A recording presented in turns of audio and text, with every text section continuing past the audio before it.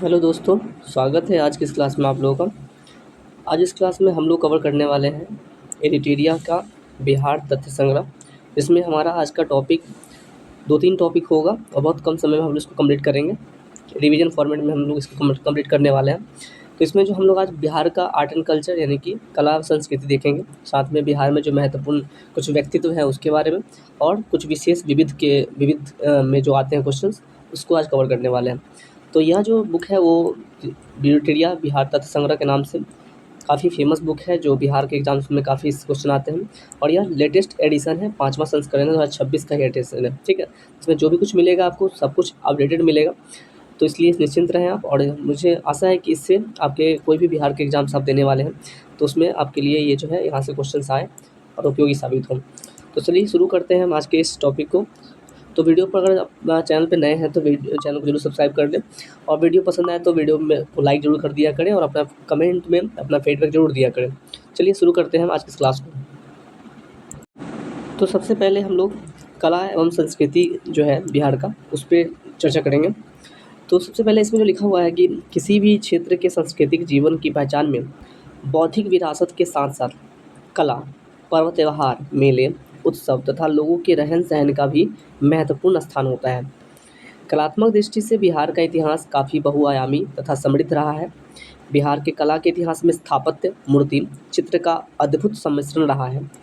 आधुनिक काल में यह परंपरा संगीत, नृत्य, पर्व त्योहार आदि के रूप में अधिक विकसित हुई है। बिहार के कला के रूप की बात करें तो बिहार में स्थापत्य कला, चित्रकला, संगीत, नाट्य, नृत्य, पर्व त्योहार एवं मेले, ये सभी सम्मिलित हैं।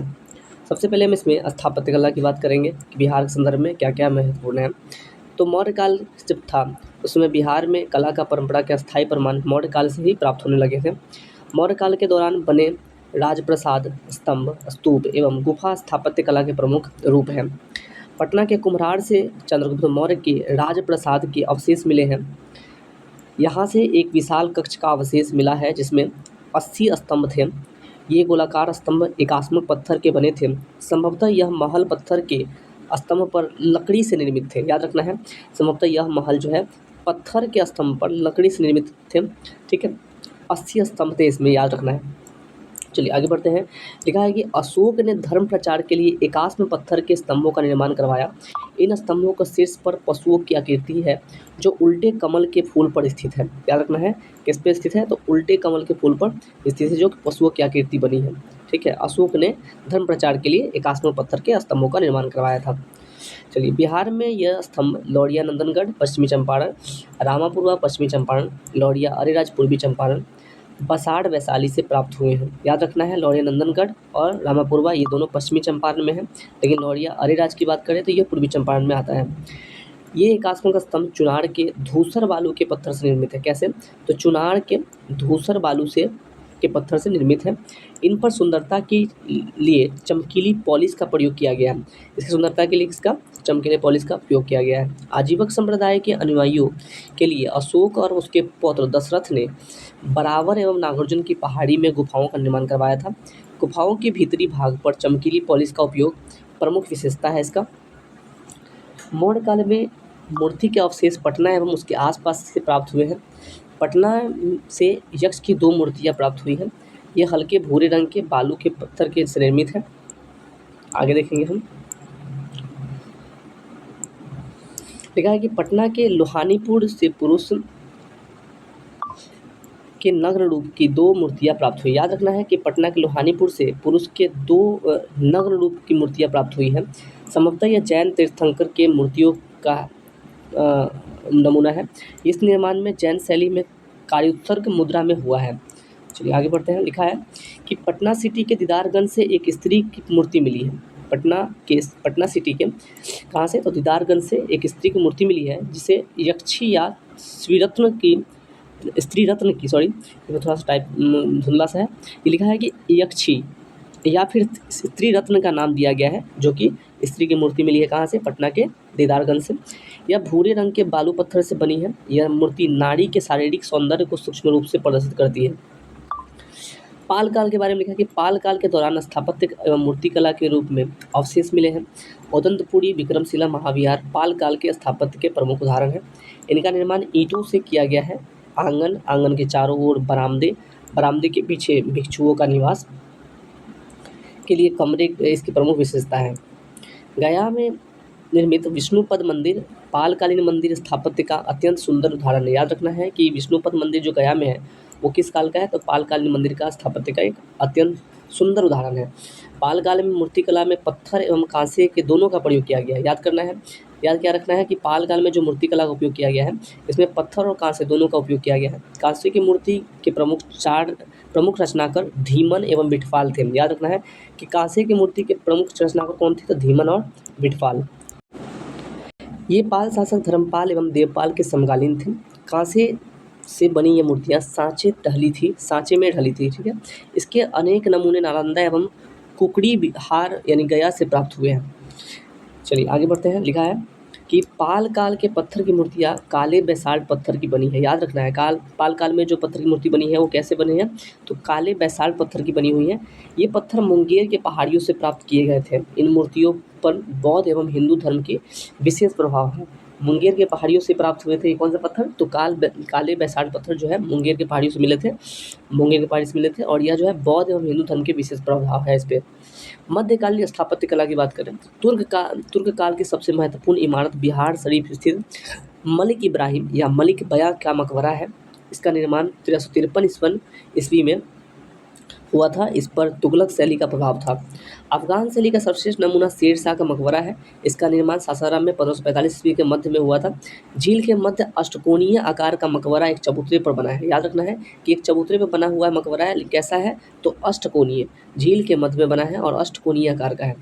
किसके बारे में बात कर रहे हैं, तो शेर शाह सूरी का मकबरा है जो सासाराम में 1545 में बनाया गया था, जिसके चारों तरफ जो है सीढ़ियाँ बनाई गई हैं। इसकी छत एक बृहद गुंबद है और इसके अतिरिक्त सासाराम में हसन खां एवं इस्लाम शाह का भी मकबरा है। किसका, तो हसन खां और इस्लाम शाह का भी मकबरा जो है सासाराम में देखने को मिलता है।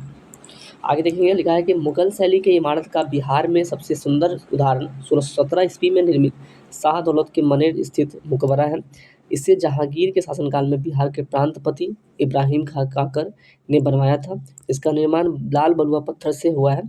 सुंदर जालिया, ऊंचा चबूतरा एवं भव्य गुंबद इसका मुख्य आकर्षण है।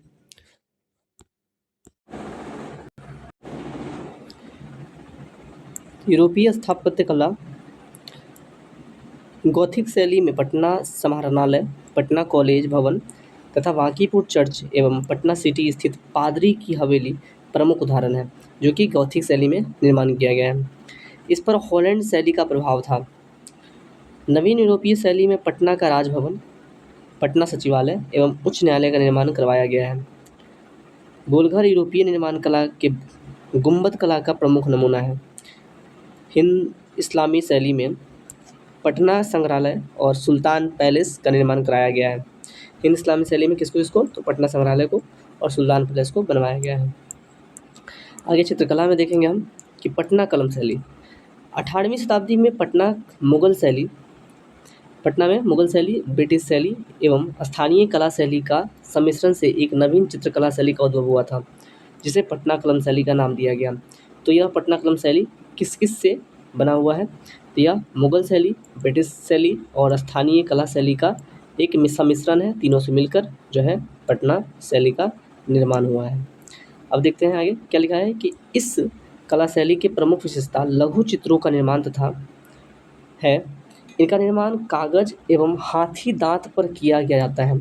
तो कागज पे तथा हाथी दांत पर इनका निर्माण किया जाता है। कौन सा शैली का, पटना कलम शैली का। इसमें मुगलों की भव्यता की जगह सामान्य पर्व त्योहार, उत्सव, जीव जंतु एवं सामान्य जीवन के चित्रों का प्रधानता दी गई है। चलिए आगे बढ़ते हैं। अब हम देखेंगे मधुबनी चित्रकला शैली। यहाँ पे थोड़ा सा धुंधला मिलेगा, ये मैं पढ़ दूंगा, आप लोग ध्यान से सुनते जाइए। लिखा है कि मधुबनी चित्रकला शैली, एक सेकेंड, मधुकरी चित्रकला जो है मिथिला क्षेत्र के महिलाओं द्वारा इस कला का रूप को प्रचलित किया गया है। इसके प्रमुख रूप भित्ति चित्र एवं अड़िपन है। याद रखना है, इसका प्रमुख रूप भित्ति चित्र और अड़िपन है।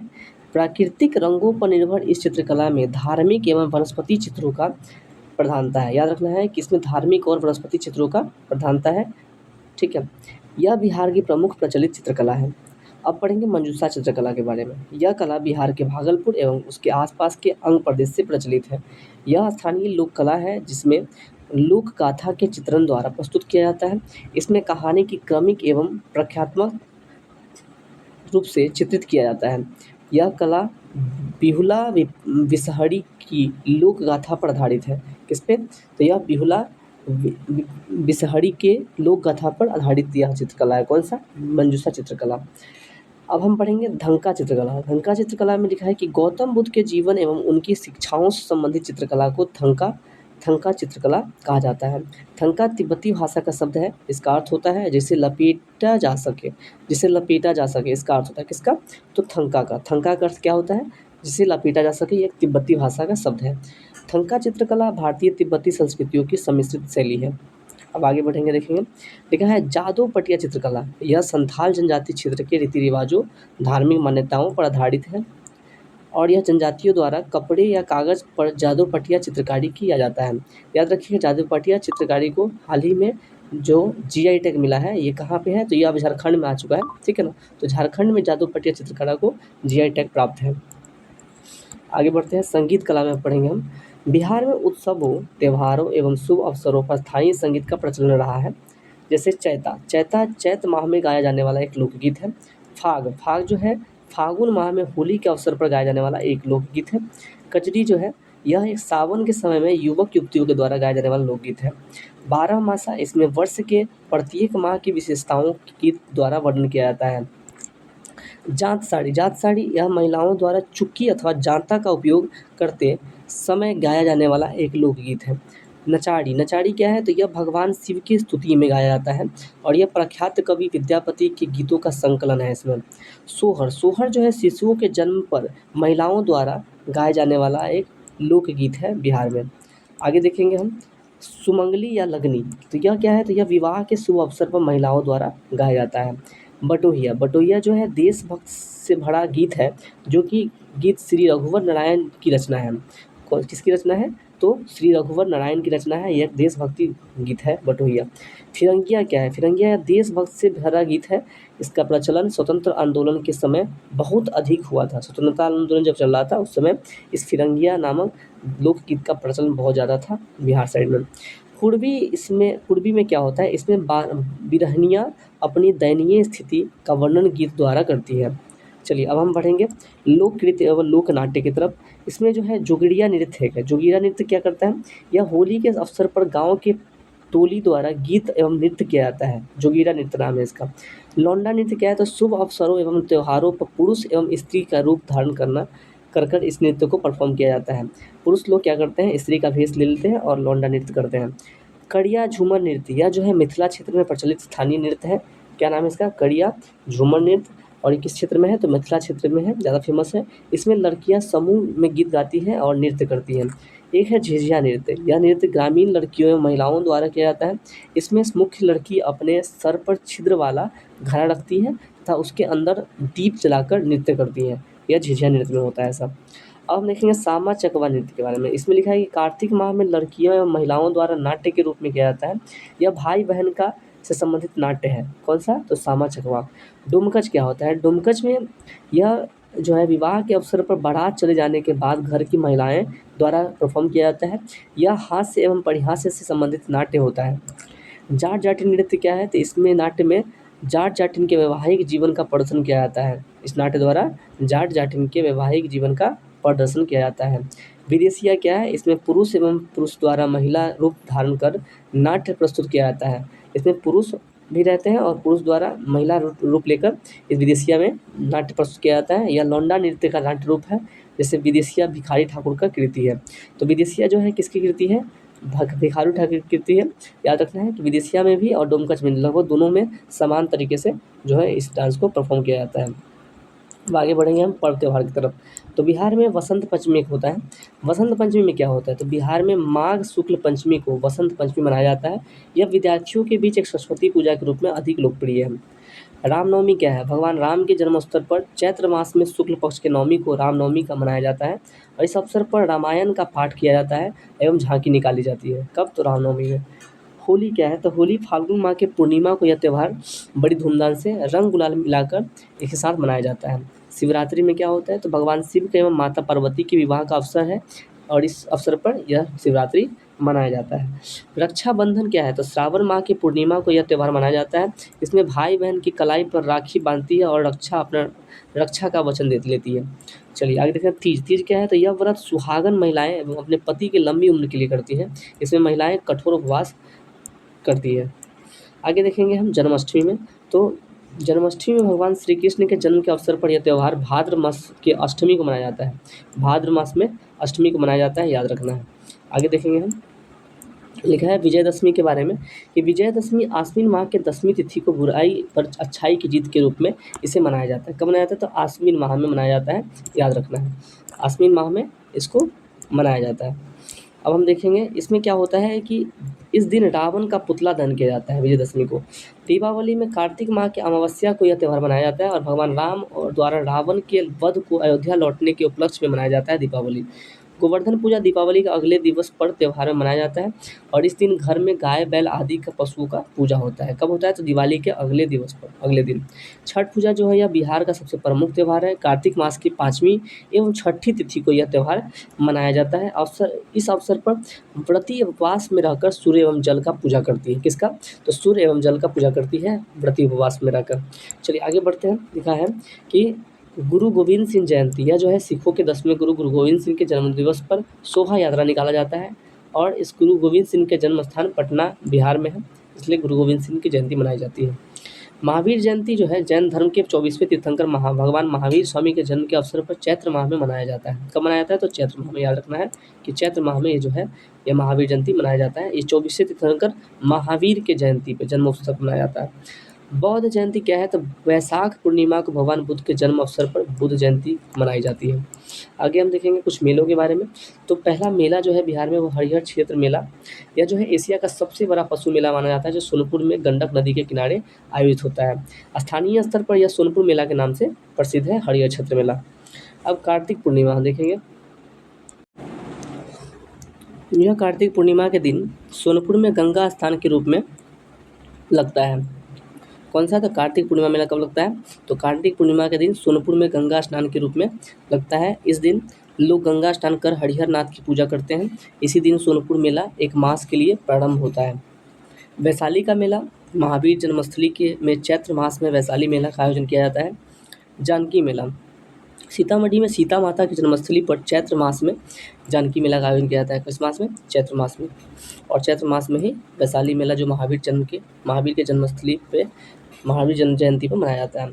चलिए आगे देखते हैं कि सौराठ मेला। सौराठ मेला क्या है? तो मिथिलांचल यानी मधुबनी में शादी विवाह के सुगम बनाने के लिए इस मेले का आयोजन किया जाता है। यह मेला प्रति वर्ष ज्येष्ठ एवं आषाढ़ माह में लगता है। इसमें पिता अपनी पुत्री के लिए योग वर को चुनते हैं। किसमें? तो सौराठ मेला में। आगे देखते हैं पितृपक्ष मेला। इसमें जो है प्रत्येक वर्ष सितंबर अक्टूबर माह में इसका आयोजन किया जाता है। इस मेले में हिंदू धर्म के लोग पूर्वजों के मोक्ष के लिए फाल्गु नदी के तट पर पिंडदान करते हैं। किस नदी के तट पर? फाल्गु नदी के तट पर। मंदार मेला क्या है? तो ये बांका जिले के मंदार पहाड़ी पर प्रत्येक वर्ष संक्रांति के अवसर पर मंदार मेला लगता है।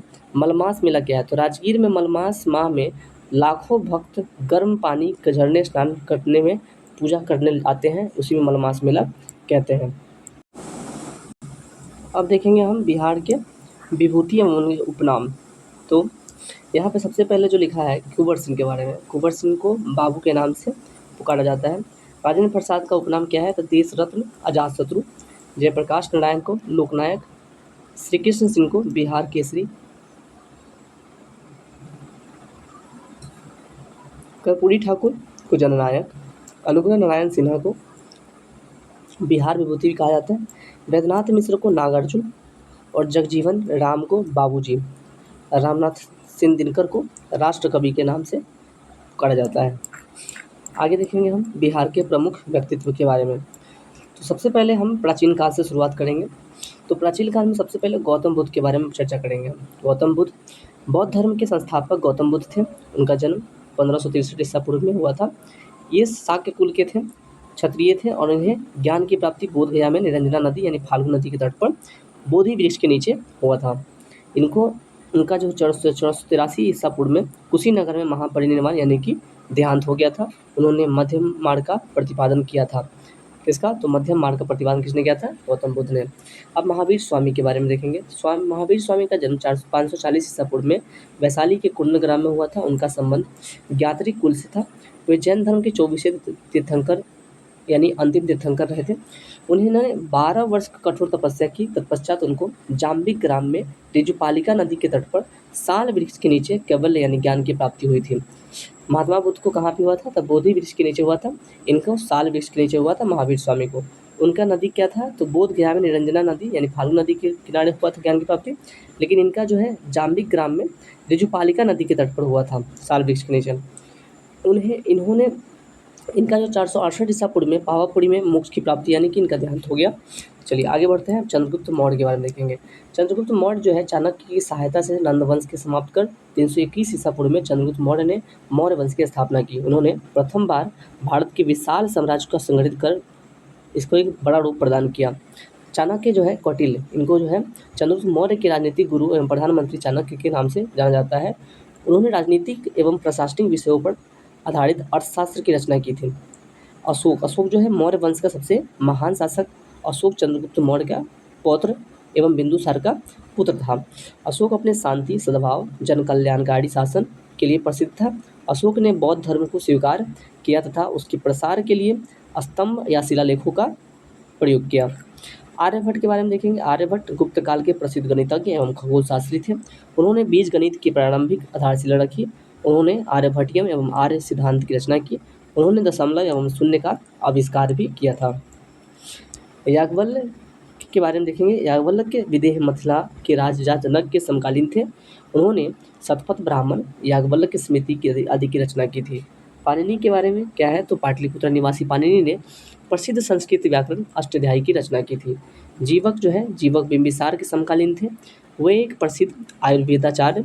जीवक ने महात्मा बुद्ध एवं उज्जैन के राजा प्रघोत का भी उपचार किया था। अश्वघोष के बारे में लिखा है कि अश्वघोष बौद्ध महाकवि एवं दार्शनिक थे।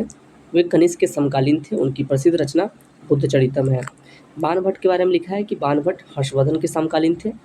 उन्होंने हर्षचरित एवं कादम्बरी की रचना की। कादम्बरी विश्व का सबसे प्राचीन उपन्यास है। सबसे प्राचीन उपन्यास विश्व का कौन सा है? तो वो है कादम्बरी। जो किसी रचना किसने की थी? तो बाणभट्ट ने की थी। चलिए अब हम देखेंगे दीपांकर श्रीज्ञान क्या है? तो ये दीपांकर श्रीज्ञान विक्रमशिला विश्वविद्यालय के प्रसिद्ध आचार्य थे। उन्हें तिब्बत शासक के निमंत्रण पर तिब्बत भेजा गया था और बौद्ध धर्म के प्रमुख ज्ञाता रहे थे। मंडन मिश्र जो है मिथिला क्षेत्र के प्रसिद्ध विद्वान एवं दार्शनिक थे। उन्होंने शंकराचार्य के साथ शास्त्र किया था। अब हम मध्यकाल में जो है कुछ व्यक्तित्व के नाम देखेंगे। तो मध्यकाल में मखदूम सफरुद्दीन यहिया मनेरी, वे 14वीं सदी में बिहार के प्रसिद्ध सूफी संत थे और उन्होंने फिरदौसी संप्रदाय का बिहार में प्रचार प्रसार किया था। शेरशाह के बारे में लिखा है कि भारत का सर्वश्रेष्ठ अफगान शासक जिसने मुगल सत्ता के साथ कर सूर्यवंश की स्थापना की। शेरशाह को उसके प्रशासनिक सुधारों के लिए विशेष रूप से जाना जाता था और शेरशाह ने जन कल्याण के लिए कृषि, संचार, यातायात आदि के व्यापक सुधार किए थे। विद्यापति कौन है? तो विद्यापति बिहार के दरभंगा के प्रसिद्ध श्रृंगार रस के कवि थे। उनकी मैथिली संस्कृति की रचनाएं काफ़ी प्रसिद्ध हैं। उनकी सांस्कृतिक रचनाओं में पुराण संग्रह, विभासागर, गंगा काव्यावली प्रमुख है। उन्होंने मैथिली कवि कोकिला के भी कहा जाता है। उन्हें क्या कहा जाता है? मैथिली कवि कोकिला भी कहा जाता है। किनको? तो विद्यापति को। चलिए आगे बढ़ते हैं। लिखा है कि गुरु गोविंद सिंह के बारे में कि सिख धर्म के 10वें गुरु जिनका 1686 ईस्वी में पटना में जन्म हुआ। उन्होंने सिखों के लिए पंच ककार यानी केस, कंघा, करा, कृपाण और कच्छा को अनिवार्य कर दिया था। तो पंच ककार को अनिवार्य किसने किया था? तो गुरु गोविंद सिंह यानी सिख के 10वें गुरु जिनका जन्म पटना में 1686 ईस्वी में पटना साहिब में हुआ था। 1708 ईस्वी में नांदेड़ में एक अफगानी द्वारा उनकी हत्या कर दी गई थी। कहाँ किया गया था? तो नांदेड़ 1708 में उनकी हत्या एक अफगानी द्वारा कर दी गई थी। आधुनिक काल में व्यक्तित्व की बात करें तो पीर अली की बात देखेंगे। पटना सिटी के पुस्तक विक्रेता थे पीर अली और पटना में 1857 की क्रांति का बिगुल फूंका था पीर अली ने ही। अंग्रेजों से संघर्ष के पश्चात उन्होंने फांसी दे दी गई थी। पीर अली को फांसी दे दी गई थी, उनसे उनका मृत्यु हुआ था। वीर कुँवर सिंह के बारे में लिखा है कि जगदीशपुर के जमींदार जिसने 1857 की क्रांति में बिहार का नेतृत्व किया और 75 वर्ष की आयु में भी उन्होंने 1 वर्ष तक अंग्रेजों से संघर्ष कर कठिन चुनौती दी। डॉक्टर सच्चिदानंद सिन्हा पृथक बिहार के निर्माता के रूप में उन्हें जाना जाता है। वे संविधान सभा के प्रथम अध्यक्ष अस्थायी थे। तो संविधान सभा के प्रथम अस्थायी अध्यक्ष कौन थे? तो सच्चिदानंद सिन्हा थे। और अगर स्थायी पूछा जाए तो डॉक्टर राजेंद्र प्रसाद थे। चलिए आगे बढ़ते हैं। मौलाना मजरुल हक बिहार के मुस्लिम स्वतंत्रता सेनानियों में सबसे अग्रणी थे। उन्होंने असहयोग एवं खिलाफत आंदोलन के सक्रिय भूमिका निभाई। उन्होंने पटना से 1920 में सदाकत आश्रम की स्थापना की। गांधी जी ने उन्हें देश भूषण कहते हैं। देशभूषण किसको कहते थे गांधी जी? देशभूषण कहते थे मौलाना मजरुल हक को। महात्मा गांधी क्या कहते थे? तो देशभूषण कह के पुकारते थे। डॉक्टर राजेंद्र प्रसाद स्वतंत्र भारत के प्रथम राष्ट्रपति थे। उनका जन्म 3 दिसंबर 1884 में सिवान के जीरादेई में हुआ था। वे 1906 में बिहार छात्र सम्मेलन की सक्रिय भूमिका में आए और वो चंपारण सत्याग्रह, असहयोग आंदोलन से भारत छोड़ो आंदोलन तक सक्रिय रहे। संविधान सभा के अस्थायी अध्यक्ष भी बने रहे।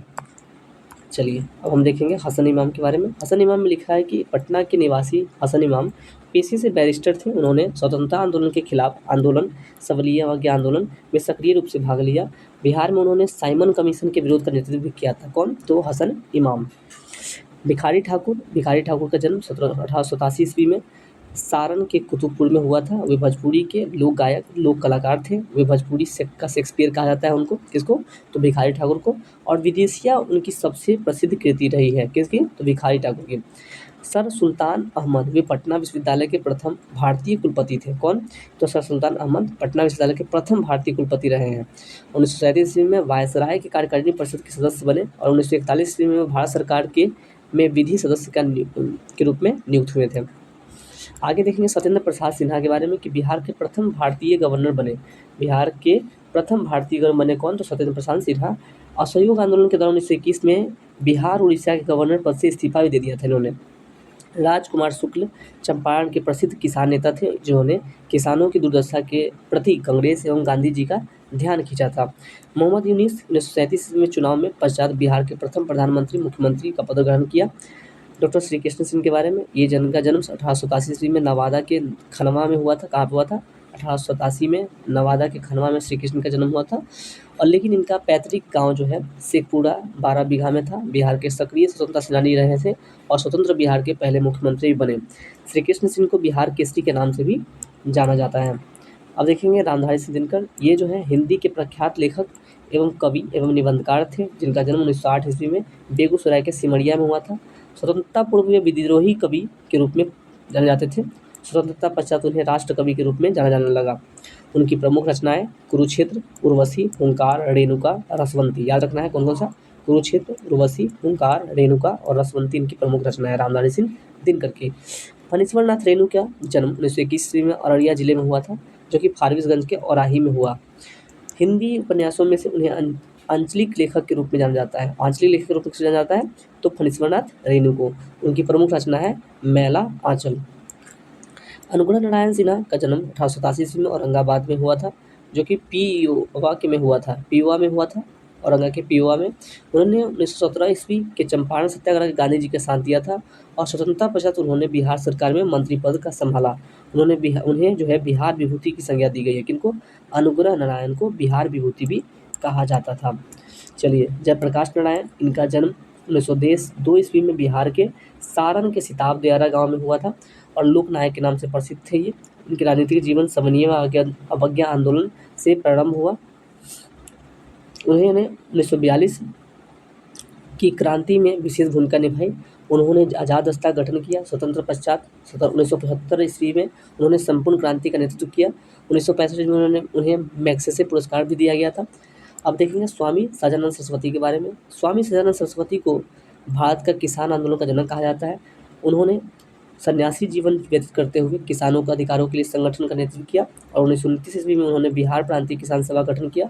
1936 में भारतीय किसान सभा की स्थापना की। उन्होंने हुंकार पत्रिका में अपना विचार प्रस्तुत किया था। अब देखेंगे कर्पूरी ठाकुर के बारे में। कर्पूरी ठाकुर जो है इनका जन्म 1924 में बिहार के समस्तीपुर में हुआ था। उन्हें गरीबों का मसीहा के रूप में जाना जाता था। किसको? तो कर्पूरी ठाकुर को। स्वतंत्रता पश्चात बिहार के दूसरे मुख्यमंत्री बने थे और 1970 ईस्वी में मुख्यमंत्री बने रहे। बाद में वे 1970 ईस्वी में भी मुख्यमंत्री बने रहे। राहुल संकीर्तनन वे हिंदी के प्रमुख साहित्यकार थे। उनका मूल नाम केदारनाथ पांडे था। किसका? तो राहुल संकीर्तनन का मूल नाम क्या था? तो केदार पांडे था। उनका जन्म 1893 ईस्वी में उत्तर प्रदेश के आजमगढ़ में हुआ था। उनके ज्ञान भंडार के लिए उन्हें महापंडित की उपाधि दी गई थी। महापंडित की उपाधि किसे दी गई थी? तो राहुल संकीर्तनन को, जो कि हिंदी के प्रमुख साहित्यकार थे और उनके ज्ञान को लेकर उनको महापंडित की उपाधि दी गई थी। उन्होंने बिहार के किसान आंदोलन के प्रमुखता से भाग लिया और उन्होंने सिवान के अम्बाड़ी से सत्याग्रह का नेतृत्व किया था। किसान सत्याग्रह का नेतृत्व किया था। कहाँ से? तो सिवान के अम्बाड़ी से, याद रखना। खान बहादुर अब खुदाबख्श खां, खान बहादुर, एक सेकेंड, तो खान बहादुर खुदाबख्श खां कौन थे? तो इनका जन्म 1842 में सिवान के उखई में हुआ। पटना के प्रसिद्ध खुदाबख्श लाइब्रेरी की स्थापना की इन्होंने। स्वतंत्रता पश्चात इसे राष्ट्रीय धरोहर मानते हुए 1969 ईस्वी में संसद द्वारा पारित प्रस्ताव के तहत इसका नियंत्रण भारत सरकार द्वारा किया जाने लगा। राम वृक्ष बोनीपुरी, इनका जन्म 1899 ईस्वी में मुजफ्फरपुर के बेनीपुर गांव में हुआ था। राम वृक्ष बोनीपुरी का कहाँ पर हुआ था? तो 1899 ईस्वी में मुजफ्फरपुर के बेनीपुर गांव में हुआ था। इन्होंने स्वतंत्रता आंदोलन में सक्रिय भूमिका निभाई और जेल भी गए। उन्होंने युवक नामक समाचार पत्र का संपादन किया। तो युवक नामक समाचार पत्र किसने लाया था? तो राम वृक्ष बोनीपुरी, जिनका जन्म 1899 में मुजफ्फरपुर के बेनीपुर गाँव में हुआ था। उनकी प्रमुख रचना माटी की मूर्तें, चिता के फूल, संघमित्रा, तथागत आदि है। आगे देखते हैं नागार्जुन। नागार्जुन जो है इनका वास्तविक नाम वैद्यनाथ मिश्र था। इनका जन्म 1911 ईस्वी मधुबनी के सतलखा गांव में हुआ था। नागार्जुन ने हिंदी, मैथिली, संस्कृत एवं बांग्ला में अपनी मौलिक रचनाएं लिखी। उनका प्रसिद्ध रचनाएं थी युगधारा, प्यासी पथराई आंखें, बलचनमा, सतरंगे पंखों वाली, तालाब की मछलियाँ आदि। अब देखेंगे बिस्मिल्लाह खां के बारे में। बिस्मिल्लाह खां जो है, उस्ताद बिस्मिल्लाह खां के जन्म 1916 ईस्वी में बक्सर के डुमरांव में हुआ था। शहनाई वादन के लिए विश्व प्रसिद्ध थे ये। उन्हें प्रथम स्वतंत्रता दिवस यानी कि 15 अगस्त 1947 को पर लाल किला पे शहनाई वादन किया गया था। इन्होंने किया था। 2001 में उन्हें भारत रत्न से सम्मानित किया गया था। याद रखना है, 2001 में भारत रत्न मिला था किसको? बिस्मिल्लाह खां को, जो कि प्रथम स्वतंत्रता दिवस पे 15 अगस्त को शहनाई वादन किया था। कहाँ पे? तो लाल किले पे, जवाहरलाल नेहरू के इन्विटेशन पे। चलिए आगे देखेंगे बिहार विभूति और जिन्हें भारत रत्न मिला, किसी मिला है? तो सबसे पहले डॉक्टर राजेंद्र प्रसाद को मिला है बिहार से, जो उनको 1962 में मिला था। स्वतंत्रता सेनानी रहे हैं। कौन कौन से इनका कार्य रहा था? ये स्वतंत्रता सेनानी भी रहे हैं, संविधान सभा के अध्यक्ष भी रहे हैं, भारत के प्रथम राष्ट्रपति भी रहे हैं। जयप्रकाश नारायण जिनको मिला था 1999 में, ये स्वतंत्रता सेनानी भी रहे हैं, आज़ाद रास्ता के संस्थापक थे, संपूर्ण क्रांति के जनक रहे। आगे देखेंगे बिस्मिल्लाह खां जो है इनको 2001 में दिया गया था भारत रत्न, जो सुप्रसिद्ध शहनाई वादक थे, बिहार गौरव से सम्मानित थे। कर्पूरी ठाकुर 2024 में मिला है इनको। समाजवादी नेता थे, बिहार के भूतपूर्व मुख्यमंत्री थे और बिहार में आरक्षण के जन्मदाता माने जाते हैं। कौन? कर्पूरी ठाकुर। अब हम बिहार विशेष विविध देखेंगे और हमारा ये आज का लास्ट टॉपिक है। इसके बाद हम इस वीडियो को कंप्लीट कर लेंगे। चलिए आगे देखते हैं। अब देखेंगे बिहार विशेष विविध में क्या है। तो लिखा है कि बिहार विश्व का प्रथम लोकतांत्रिक गणराज्य कौन है? तो लक्षद्वीप, जो बिहार वैशाली में है। चलिए, बिहार विश्व का प्रथम विश्वविद्यालय जो है नालंदा विश्वविद्यालय। विश्व का प्रथम वैभवशाली नगर बोला जाए तो वो पाटलिपुत्र माना जाता है। विश्व का प्रथम खगोल वैज्ञानिक तो आर्यभट्ट है। भारत के प्रथम राष्ट्रपति जो थे वो राजेंद्र प्रसाद। संविधान सभा के अस्थायी अध्यक्ष बोला जाए तो सच्चिदानंद सिन्हा, और वही अस्थायी अध्यक्ष बोला जाए तो डॉक्टर राजेंद्र प्रसाद। ब्रिटिश शासन में प्रथम भारतीय राज्यपाल कौन थे? तो सत्येंद्र प्रसाद सिन्हा जो है ब्रिटिश शासन में प्रथम भारतीय राज्यपाल थे। चलिए आगे देखते हैं। लिखा है ब्रिटिश शासन में बिहार के प्रथम राज्यपाल बोला जाए तो सर जेम्स शिफ्टन, जो 1935 में बने थे। स्वतंत्र बिहार के प्रथम राज्यपाल जयराम दौलतराम दास, जो कि 1947 में बनाए गए थे। ब्रिटिश शासन में बिहार के प्रथम मुख्यमंत्री मोहम्मद यूनिस 1937 में बनाए गए थे। स्वतंत्र बिहार के प्रथम मुख्यमंत्री बोला जाए तो श्री कृष्ण सिंह का नाम आता है। बिहार के प्रथम हरिजन मुख्यमंत्री भोला पासवान शास्त्री। बिहार के प्रथम निर्दलीय मुख्यमंत्री महामाया प्रसाद सिन्हा। बिहार के, और ये प्रथम गैर कांग्रेसी भी थे, प्रथम गैर कांग्रेसी थे, याद रखिएगा, ये प्रथम गैर कांग्रेसी मुख्यमंत्री भी थे। बिहार के प्रथम मुस्लिम मुख्यमंत्री बोला जाए तो वो थे अब्दुल गफूर। और बिहार के प्रथम महिला मुख्यमंत्री श्रीमती राबड़ी देवी। आगे देखेंगे, लिखा है कि पटना उच्च न्यायालय के प्रथम मुख्य न्यायाधीश कौन थे? तो सर एडवर्ड मोनार्ड डेस जेम्स कैमियर। पटना उच्च न्यायालय की स्थापना 3 फरवरी 1916 को। पटना उच्च न्यायालय के प्रथम भारतीय मुख्य न्यायाधीश सर सैयद फजल अली कौन थे? पटना उच्च न्यायालय के प्रथम भारतीय मुख्य न्यायाधीश बोला जाए तो सर सैयद फजल अली थे। सर्वोच्च न्यायालय के प्रथम बिहारी मुख्य न्यायाधीश कौन थे? सर्वोच्च न्यायालय के प्रथम बिहारी मुख्य न्यायाधीश भुवनेश्वर प्रसाद सिन्हा। सर्वोच्च न्यायालय में बिहार से दूसरे मुख्य न्यायाधीश कौन थे? तो ललित मोहन शर्मा। पहले भुवनेश्वर प्रसाद सिन्हा, दूसरे ललित मोहन शर्मा, जो कि बिहार से सर्वोच्च न्यायालय में कोई मुख्य न्यायाधीश रहे हैं। विधानसभा के प्रथम अध्यक्ष कौन थे? तो रामदयालु सिंह। बिहार विधान परिषद के प्रथम सभापति राजीव रंजन प्रसाद सिंह। बिहार के प्रथम ज्ञानपीठ पुरस्कार पाने वाले रामधारी सिंह दिनकर। बिहार के प्रथम अशोक चक्र प्राप्त करने वाले व्यक्ति कौन थे? तो रणधीर वर्मा। बिहार के प्रथम अंग्रेजी साप्ताहिक समाचार पत्र द बिहार हेराल्ड। और बिहार के प्रथम हिंदी समाचार पत्र बिहार बंधु 1874। बिहार हेराल्ड जो आया था 1875 में, जो पहला अंग्रेजी साप्ताहिक समाचार पत्र था बिहार का, लेकिन हिंदी में बोला जाए तो हिंदी समाचार पत्र पहला कौन था? तो बिहार बंधु था, जो कि 1874 में था। चलिए देखते हैं, बिहार के प्रथम हिंदी दैनिक समाचार पत्र कौन था? तो सर्वहितैषी था। बिहार का प्रथम अंग्रेजी दैनिक समाचार पत्र तो सर्चलाइट 1918 से। बिहार का प्रथम उर्दू समाचार पत्र बोला जाए तो नूर अल अनवर 1876 से। बिहार में प्रथम हिंदी छापाखाना था बिहार बंधु प्रेस। बिहार का प्रथम नगर पालिका आरा। और बिहार में आने वाला प्रथम अंग्रेजी यात्री रॉल्फ फिंच 1587। बिहार की सबसे बड़ी नदी जो है गंगा। और बिहार का सबसे बड़ा नगर पटना। बिहार का सबसे बड़ा हवाई अड्डा जयप्रकाश नारायण हवाई अड्डा कहाँ पे है? तो ये पटना में है। बिहार का सबसे बड़ा railway junction Patna junction. Bihar का सबसे बड़ा प्लेटफॉर्म सोनपुर प्लेटफॉर्म। बिहार का सबसे बड़ा सड़क पुल महात्मा गांधी सेतु माना जाता है। चलिए, बिहार का सबसे बड़ा मेला बोला तो हरिहरनाथ मेला जो सोनपुर का मेला है। बिहार का प्रथम तेल शोधक कारखाना बरौनी रिफाइनरी। बिहार का प्रथम सिंचाई परियोजना सोन उदय परियोजना। बिहार का प्रथम तारामंडल इंदिरा गांधी तारामंडल कहाँ पे? पटना में। और बिहार का दूसरा तारामंडल बोला जाए तो नया बना है दरभंगा में। आधुनिक बिहार का प्रथम विश्वविद्यालय पटना विश्वविद्यालय 1917। बिहार का प्रथम खुला विश्वविद्यालय बोला जाए तो नालंदा विश्वविद्यालय। बिहार का सबसे बड़ा विश्वविद्यालय बोला जाए तो मगध विश्वविद्यालय सबसे बड़ा विश्वविद्यालय है बिहार का। बिहार का प्रथम कॉलेज बोला जाए तो पटना कॉलेज, जो कि 1863 में 9 जनवरी को स्थापित हुआ था। बिहार का सबसे गर्म जिला बोला जाए तो गया, और सबसे ठंडा भी गया। बिहार का सबसे बड़ा जिला बोला जाए तो पश्चिमी चंपारण, और सबसे छोटा जिला तो शिवहर। चलिए, यहाँ पे जो है आज हमारा टॉपिक कंप्लीट होता है।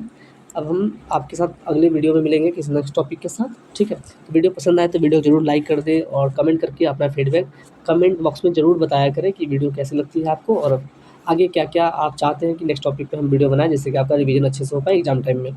चलिए, मिलते हैं नेक्स्ट वीडियो में, तब तक के लिए धन्यवाद।